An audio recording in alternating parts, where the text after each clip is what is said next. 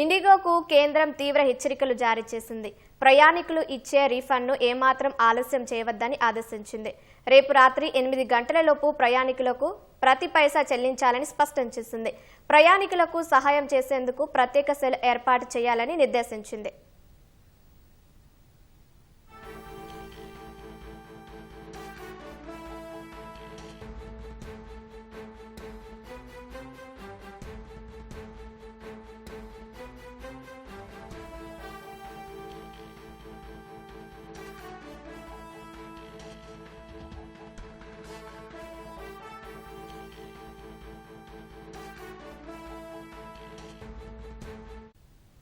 కేంద్రం ఆగ్రహంపై మరింత సమాచారం మా ప్రతినిధి అరుణ్ ప్రత్యక్ష ప్రసారం ద్వారా అందిస్తారు.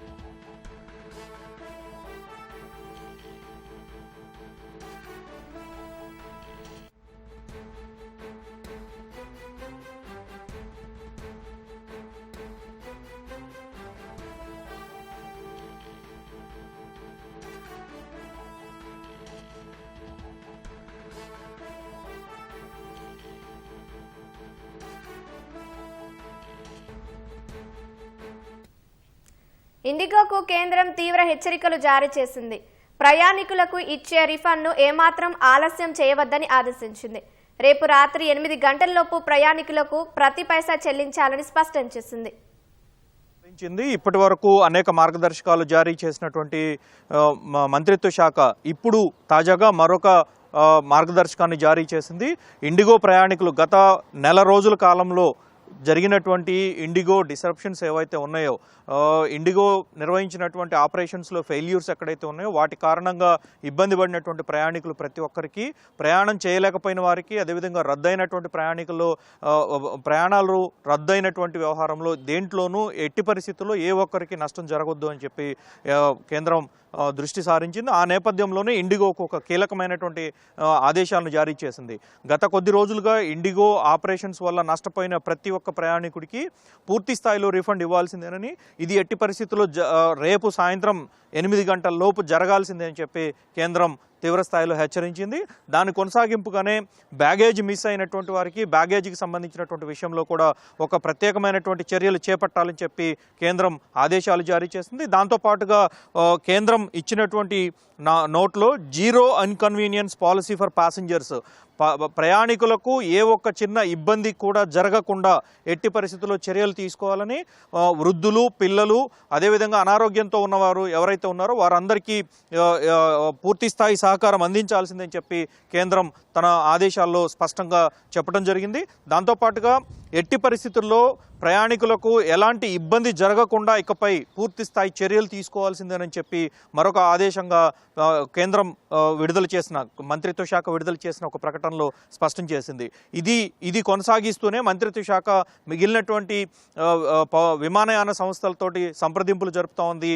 గతంలో జారీ చేసిన విధంగా మంత్రిత్వ శాఖకు ఉన్నటువంటి ప్రత్యేకమైనటువంటి అధికారులను ఉపయోగించి ఎక్కడెక్కడైతే విచ్చలవిడిగా ఇష్టం వచ్చినట్లు రేట్లు పెంచుకుంటూ పోతున్నటువంటి పరిస్థితి ఉందో వాటన్నిటిని నియంత్రించడానికి మంత్రిత్వ శాఖ తీవ్ర స్థాయిలో కృషి చేస్తూ ఉంది. అందుకు అనుగుణంగానే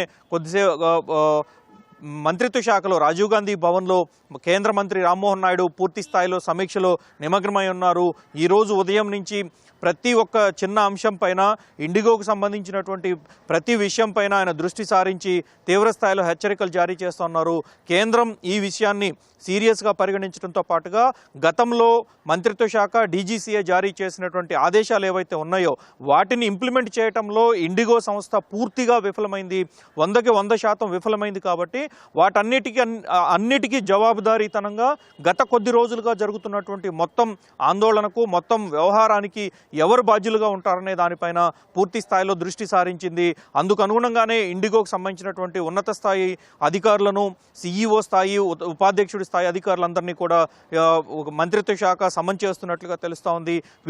ఈ నేపథ్యంలోనే ఒకవైపు ఇండిగోకు సంబంధించినటువంటి ఆందోళన కొనసాగుతున్నటువంటి నేపథ్యంలో మిగిలినటువంటి విమానయాన సంస్థల్లో ఎలాంటి ఇబ్బందులు తలెత్తకుండా ఇండిగో చేసినటువంటి తప్పిదాలు, ఆ విమానయాన సంస్థలు ఇండిగో చేసినటువంటి వ్యవహారాలు ఏవైతే ఉన్నాయో మంత్రిత్వ శాఖ ఇచ్చినటువంటి ఆదేశాలు కానీ, డీజీసీఏ ఇచ్చినటువంటి ఆదేశాలు కానీ అమలు చేయకుండా ఏ విధంగా ఉల్లంఘనలకు పాల్పడిందో వాటన్నిటినీ మిగిలిన సంస్థలు పాల్పడకుండా ఉండేందుకు అనుగుణంగా చర్యలను కూడా తీసుకోవడానికి సిద్ధమవుతున్నట్లుగా తెలుస్తోంది. ఎయిర్ ఇండియా కావచ్చు, ఆకాశ ఎయిర్ కావచ్చు, స్పైస్ జెట్ కావచ్చు, ఈ విధంగా ఏ సంస్థలు అయితే ఉన్నాయో వాటన్నిటిపైన కూడా తీవ్ర స్థాయిలో దృష్టి సారించినటువంటి డీజీసీఏ అధికారులు ప్రతి ఒక్క అంశం పైన కూలంకషంగా రివ్యూలు చేపడుతున్నట్లుగా తెలుస్తూ ఉంది.